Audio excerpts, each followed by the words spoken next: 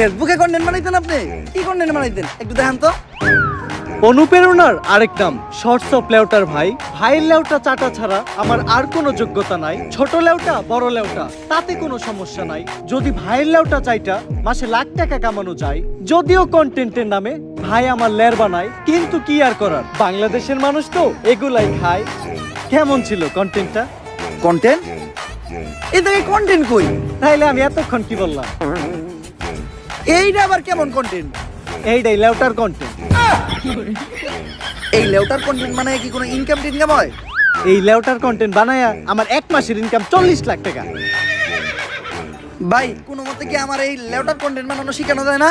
শোনো, তুমি যদি আমার কাছ থেকে এই লেউটার কন্টেন্ট বানানো শিখতে চাও, তাহলে প্রতিদিন তোমার আমাকে 10,000 টাকা করে পেমেন্ট করতে হবে। কারণ আমি তোমার কাছে আমার টাইম বিক্রি করতেছি। It's call value of time. আসলে আমি একজন এজেন্ট, তো দিনের বেলা ব্যস্ত থাকি।